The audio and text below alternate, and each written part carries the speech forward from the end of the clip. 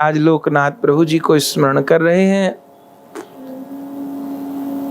गौर कथा में भी श्री लोकनाथ जी के पावन चरित्र को हम श्रवण करते हैं। श्री लोकनाथ प्रभु जी का आविर्भाव लगभग विक्रमी संवत 1540 में पूर्व बंगाल के यशोहर जिले के ताल खड़ी ग्राम में हुआ। आपके पिताजी श्री पद्मनाभ चक्रवर्ती जी और आपकी माताजी श्री सीता देवी जी लोकनाथ गोस्वामी जी का आविर्भाव हुआ और आप नित्य सिद्ध परिकर हैं। हम लोग गौर कथा में सुनते हैं कि स्वयं श्री राधा कृष्ण ही एक होकर श्री कृष्ण चैतन्य महाप्रभु जी के रूप में प्रकट भये। स्वयं बलराम जी अनंग मंजरी जी से मिलित होकर नित्यानंद प्रभु हुए। स्वयं महाविष्णु जी सदाशिव से मिलित होकर अद्वैत प्रभु हुए। स्वयं श्री राधा शक्ति एवं भक्ति मिलित होकर गदाधर प्रभु हुए और साक्षात देव ऋषि नारद जी भक्त तत्व से मिलित होकर के श्रीवास पंडित जी के रूप में अवतरित हुए।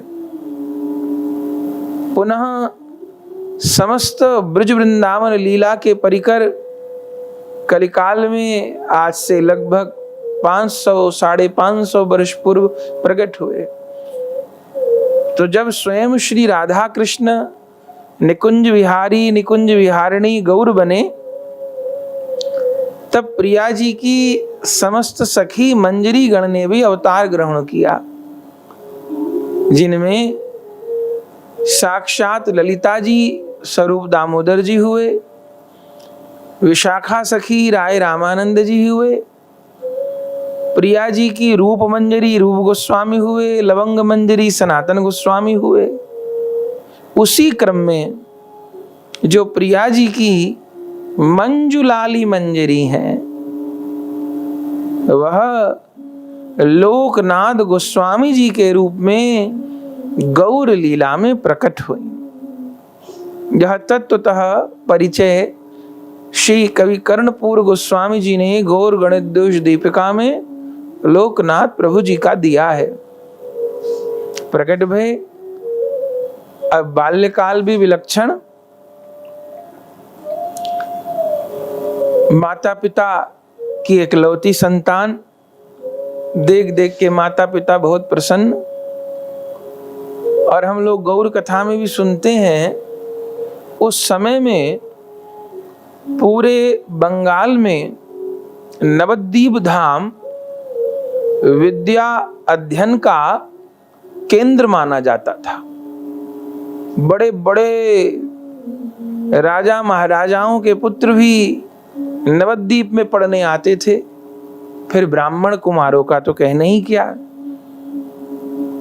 तब स्वयं लोकनाथ जी के पिता पद्मनाभ चक्रवर्ती जी ने लोकनाथ जी को विद्या अध्ययन के उद्देश्य से नवद्वीप भेजा और श्री नवद्वीप में आकर के आपने श्री अद्वैताचार्य जी महाराज का आश्रय ग्रहण किया। जन्मजात भगवत भक्त भगवान के परिकर तो हैं ही, और अद्वैताचार्य जी के प्रति ऐसे आकृष्ट भये कि अद्वैताचार्य जी से केवल भागवत जी के अध्ययन का ही संकल्प नहीं लिया,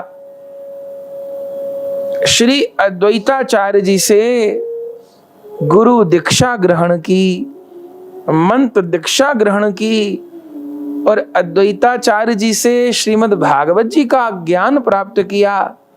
और परिणाम ये हुआ कि रोम रोम में कृष्ण प्रेम की लहर छा गई।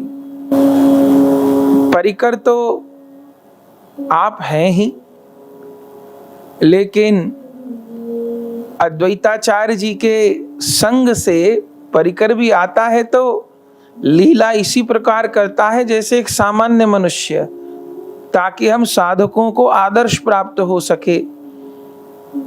तो द्वैताचार्य जी के द्वारा मंत्र दीक्षा प्राप्त हुई और बहुत आनंद रूप में आपकी साधना का शुभारंभ हुआ। थोड़े ही समय में उत्तर बंगाल में एक बड़े पंडित भक्त के रूप में आपकी ख्याति चारों ओर फैल गई। और फिर छोटी अवस्था में ही आपने एक चतुष्पाठी की स्थापना भी की। चारों ओर यश फैला। अद्वैत प्रभु जी के यहाँ भागवत जी का पाठ चल ही रहा था। उन्हीं दिनों श्रीमन महाप्रभु जी भी नरलीला कर रहे थे और श्री अद्वैताचार्य जी के यहाँ भागवत जी पढ़ने के उद्देश्य से जाते थे। गौरांग महाप्रभु जी भी और गौर पार्षद श्री गदाधर पंडित जी भी। प्रथम दर्शन लोकनाथ प्रभु जी को महाप्रभु जी का अद्वैताचार्य जी की सभा में ही हुआ। अब परिकर तो है ही, बस दर्शन करते ही गौर का फिर मन प्राण बिकने में देर नहीं लगी। श्री गदाधर प्रभु जी से भी अत्यंत प्रेम का संबंध जुड़ गया और महाप्रभु जी पर तो न्योछावर हो गए। अब एक तो प्रतिदिन गौर हरि का दर्शन और दूसरे अद्वैताचार्य जी जैसे महाभागवत से कृष्ण प्रेम में विभावित भागवत जी की कथा। परिणाम स्वरूप लोकनाथ जी अपने बाल्यकाल में ही, विद्या अध्ययन काल में ही कृष्ण प्रेम में पागल हो गए। और बंधुओं, अद्वैत प्रकाश में तो लिखा है, एत कही प्रिय शिष्य गौर समर पिला, श्री गौरांग लोकनाथे आत्मसात कैला। अद्वैत प्रकाश में लिखा है कि श्री अद्वैताचार्य जी ने जब देखा कि इन पे तो गौर प्रेम कृष्ण प्रेम का रंग चोखा चढ़ गया, एत कही प्रिय शिष्य गौर समर्पिला, तब एक दिन अपनी सभा में ही, पाठशाला में ही जब और शिष्य लोग चले गए थे, तब अद्वैताचार्य जी ने अपने शिष्य लोकनाथ जी को महाप्रभु जी के प्रति समर्पित कर दिया था। गौर समर्पिला, श्री गौरांग लोकनाथे आत्मसात कैला, समर्पित कर दिए। और श्री महाप्रभु जी ने भी लोकनाथ जी को आत्मसात कर लिया। अद्वैत प्रभु जी गुरुदेव हैं, गुरुदेव शिष्य के स्वामी होते हैं, क्योंकि गुरुदेव को समर्पण किया जाता है। और गुरुदेव को समर्पण करने का जो महत्व है वो क्या है कि शिष्य अपना समर्पण गुरुदेव के प्रति करता है और एक दिन गुरुदेव उस शिष्य का समर्पण उस शिष्य का हाथ प्रिया प्रियतम के हाथों में दे देते हैं और कहते हैं, ये लीजिए अपनी वस्तु आप संभालिए, अपनी दासी को, किंकरी को, मंजरी को आप संभालिए। तो अद्वैत तो गौर को लाने वाले हैं, वे जानते हैं। लोकनाथ जी को महाप्रभु जी के समर्पित कर दिए। प्रेम विलास में वर्णन है, श्री कृष्ण चैतन्य श्री कृष्णेर आविर्भाव विशेष, हरि नाम दिया तारी लेन सर्वदेश, तार शिष्य लोकनाथ गोसाई महामती, यशोहर ताल खड़ी ग्रामे जहार वसती। अद्वैत प्रभु जी के तो मंत्र शिष्य हैं, पर महाप्रभु जी को समर्पित हो गए तो महाप्रभु जी के विदास कहलाए, महाप्रभु जी के भृत्य कहलाए, महाप्रभु जी के सेवक कहलाए। आनंद हो गया। अब तो जिस काल में श्री लोकनाथ जी विराज रहे थे श्री नवद्वीप, तब खूब गौर दर्शन का लाभ प्राप्त हुआ। और फिर अपना विद्याध्ययन पूरा करके आना तो नहीं चाहते थे, पर माता पिता चूंकि पूर्व बंगाल में ही थे तो पुनः माता पिता के पास तालखड़ी ग्राम में यशोहर जिले में जाना पड़ा। चैतन्य भागवत में ऐसा भी वर्णन है कि जब श्री महाप्रभु जी पूर्वी बंगाल की यात्रा पर गए, जब महाप्रभु जी के प्रथम विवाह हो गए थे लक्ष्मी प्रिया जी से, तब महाप्रभु जी पधारे थे विद्यार्थियों के साथ। तब आपने वारांगना नदी के किनारे पर पहुंच करके लोकनाथ जी को बुलाया था।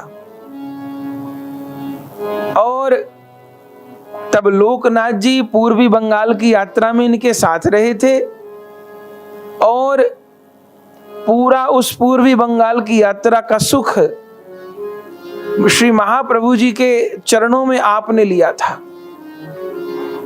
और फिर महाप्रभु जी अपने दादी दादाजी के घर भी गए थे, उपेंद्र मिश्र जी के यहाँ पर। और फिर उस समय महाप्रभु जी के साथ ही नवद्वीप आना चाहते थे, पर फिर महाप्रभु जी ने कहा भी रहो, अवसर होगा तब आना। तब पुनः लोकनाथ जी पूर्वी बंगाल ही रह गए तालखड़ी ग्राम में और महाप्रभु पुनः नवद्वीप लौट आए। जिस समय श्री महाप्रभु जी श्री नवद्वीप धाम में अपने प्रेम का प्रकाश कर रहे थे, गौर कथा में हम लोग सुनते हैं कि 20 वर्ष की आयु तक तो महाप्रभु जी नदिया नागर के रूप में विराजमान रहे, गृहस्थ लीला में विराजमान रहे। लेकिन विष्णु प्रिया जी से विवाह के पश्चात जब श्री महाप्रभु जी गया जी की यात्रा पर गए तो गए तो नदिया नागर के रूप में और लौटे तो कृष्ण प्रेम उन्मत्त निमाई के रूप में। प्रथम महाप्रभु जी को प्रेमावेश गया जी में हुआ और गया जी में ही महाप्रभु जी को श्री ईश्वरपुरी गोस्वामी जी से दीक्षा प्राप्त हुई थी। तो जब महाप्रभु जी लौटे थे तब तो क्या कहना, अब तो कृष्ण प्रेम की बाढ़ आ गई। श्री महाप्रभु जी ने बड़े बड़े जगाई मधाई चांद काजी जैसों का उद्धार कर दिया। पूरे नदिया में बही नदी आनंद की, चारों ओर कृष्ण नाम संकीर्तन कृष्ण प्रेम की नदी बहा दी। और महाप्रभु जी की इन लीलाओं को भी लगभग 3-3.5 वर्ष बीत चुके थे और अब अपनी उस नाम प्रेम प्रचार वाली लीला माने नवद्वीप लीला के आखिरी 3-3.5 वर्ष बीत चुके थे और महाप्रभु जी की अवस्था लगभग 23.5 वर्ष की थी। और अब महाप्रभु जी सन्यास ग्रहण करके स्वयं राधा प्रेम का आस्वादन और इस जगत भर के कल्याण का संकल्प ले चुके थे। और उस समय महाप्रभु जी अपने ही आंगन में विराजमान थे। चारों ओर श्री गदाधर, श्री मुरारी, श्रीवास जी इत्यादि भक्त महाप्रभु जी को घेरे बैठे थे और श्रीमन महाप्रभु जी अत्यंत गंभीर मुद्रा में विराजमान थे। बंधुओं, उन्हीं दिनों जिस समय महाप्रभु जी की अवस्था थी, प्रेम प्रचार नाम प्रचार खूब हो गया था नवद्वीप बंगाल के क्षेत्र में, पर अब महाप्रभु जी की सन्यास लेने की अभिलाषा प्रकट हो गई थी, अभी लिया नहीं था। और एक दिन महाप्रभु जी जब उस विरह अवस्था में विराजमान थे, अब इसको गौर की प्रेरणा कहें कि भगवत इच्छा कहें, बिना किसी से कुछ कहे सुने लोकनाथ प्रभु जी उस ताल खड़ी ग्राम को छोड़ करके जैसे गौर उनको खींच रहे हो, हा गौर हा गौर हा गौर कहते पैदल यात्रा करके अपने जन्म स्थान को छोड़ करके श्री नवद्वीप में श्रीमन महाप्रभु जी के चरण कमलों में आकर गिरे। जैसे महाप्रभु जी ने देखा, ओहो लोकनाथ आए हैं, अब परिचय तो पुराना है, बाल लीला के समय का है। तुरंत महाप्रभु जी श्री लोकनाथ जी को उठाकर हृदय से लगा लिए और बोले, अरे लोकनाथ तुम आ गए, श्री कृष्ण की कितनी कृपा है, खो हुए बंधु को फिर से मिला दिया। आहा, इतने प्रसन्न हुए महाप्रभु जी। श्री चैतन्य भागवत ने वर्णन है, महाप्रभु जी ने नित्य कीर्तन किया लोकनाथ जी के आने पर प्रसन्न होकर के। बहुत देर तक नित्य कीर्तन होता रहा। फिर लोकनाथ जी से बोले, लोकनाथ अभी तुम बहुत लंबी यात्रा करके आए हो, प्रसाद पाओ, विश्राम करो, मैं कल तुमसे एक विशेष चर्चा करूंगा। तुम्हारे द्वारा श्री कृष्ण का एक अद्भुत कार्य होना है, अभी तुम विश्राम करो, प्रसाद पाओ, मैं कल तुमसे चर्चा करूंगा। ये कह के लोकनाथ जी को भेज दिया। लोकनाथ जी के प्रसाद ठहरने की व्यवस्था हो गई, पर सारी रात लोकनाथ जी को नींद नहीं। बार बार सोचते महाप्रभु जी कैसे हृदय से लगाए, कितना प्रेम दिए। फिर आखिर में ये कहे कि तुम भले आए, मैं तो तुम्हारा इंतजार कर रहा था। आहा, खोए बंधु को मिला दिया और तुम्हारे द्वारा श्री कृष्ण का एक महान कार्य पूरा होगा। तो वो कौन महान कार्य है? मैं अधम नगण्य और मेरे द्वारा गौर कौन सा कार्य कराएंगे? बार बार ये शब्द महाप्रभु के गूंजते थे। और बंधुओं, इसी जिज्ञासा में श्री लोकनाथ प्रभु जी की वह पूरी रात्रि व्यतीत हो गई और सवेरे ही स्नान ध्यान करके श्री महाप्रभु जी के चरणों में पहुंचे। पुनः प्रणाम किया, महाप्रभु जी के चरणों की अर्चना की, हाथ जोड़कर बैठ गए। हे नाथ, मैं आपके चरणों में समर्पित हो रहा हूं। अभी तक का जीवन तो किसी प्रकार आपके वियोग में तड़प तड़प कर बीत गया, पर जैसे आपने ही सुदूर तालखंडी ग्राम में मेरा आकर्षण किया हो, अब मैं एक क्षण भी आपके दर्शन के बिना, आपके चरण सेवा के बिना नहीं रह सकता। आप मेरे लिए आज्ञा करिए, मैं आपका क्या प्रिय कार्य करूं। लोकनाथ प्रभु जी तो शरीर संसार का मोह छोड़ चुके थे, अब बाह्य रूप से भी संसार को छोड़कर सदा सदा के लिए गौर सेवा में आना चाहते थे। और इसी उद्देश्य से उन्होंने महाप्रभु को प्रार्थना की थी। लेकिन इस बात को सुन के महाप्रभु जी क्या बोले? हे लोकनाथ, मैंने ही तुम्हारा आकर्षण किया है, तुम पूछते हो मेरे लिए क्या आज्ञा है? तो लोकनाथ, अब तुम्हारा यहां रहना आवश्यक नहीं है, तुम शीघ्र श्री वृंदावन चले जाओ। श्री वृंदावन में श्री राधा माधव की लीला भूमि अरण्य में हो रही है। पूरा ब्रज वृंदावन लुप्त हो चुका है। जहां प्रिया प्रियतम ने प्रकट होकर के दिव्य दिव्य प्रेम की मधुर लीलाएं की, वह सब माधुर्य मंडित स्थलियां संसार के चक्षुओं से छिप चुकी हैं। तुम जाकर ब्रज वृंदावन का उद्धार करो और वृंदावन में एकांतिक भजन करते हुए श्री कृष्ण की लीला स्थलियों का उद्धार करो। यही दो कार्य तुमको करने हैं। और यही श्री कृष्ण की तुम्हारे लिए सेवा है। बंधुओं, महाप्रभु जी तो कहते जा रहे थे, और तुम वृंदावन चले जाओ, ये शब्द लोकनाथ जी के लिए ऐसे थे जैसे सिर के ऊपर वज्रा पड़ा हो, वज्रापात हो गया हो। अरे सुनते ही भूमि पर गिर पड़े। बहुत देर बाद चेतना आई,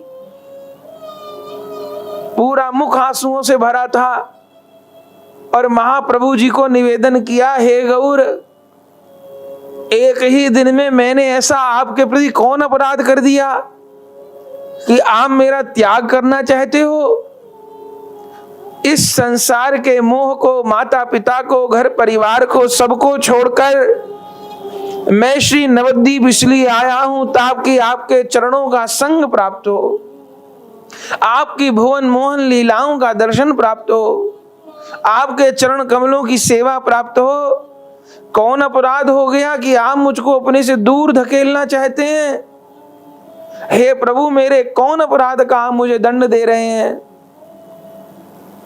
ऐसा कहते कहते जोर से रोने लगे लोकनाथ प्रभु। तब महाप्रभु जी ने कहा, लोकनाथ, दंड कहां? तुम वृंदावन जाने को दंड मानते हो? तुम्हें तो श्री राधा कृष्ण की एक विशेष सेवा का अधिकार दे रहा हूं। तुम नहीं जानते श्री राधा माधव को वृंदावन कितना प्रिय है।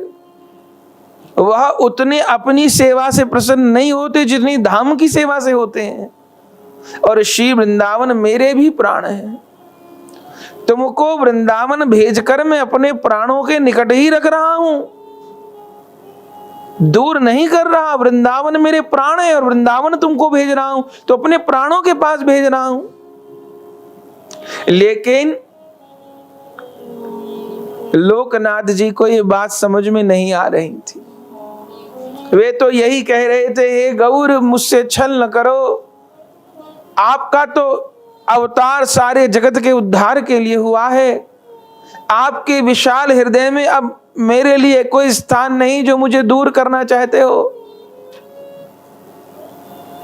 बंधुओं, महाप्रभु जी समझा रहे हैं, अरे जिस वृंदावन के लिए श्याम सुंदर ने कहा है, वृंदावन प्रत्यज्य पाद में कम न गच्छति, मैं वृंदावन को छोड़कर एक पग भी नहीं जाता, मैं उस वृंदावन में तुमको भेज रहा हूं जिस वृंदावन में रह करके तुम वृंदावन बिहारी श्याम सुंदर की लीलाओं का स्मरण करोगे।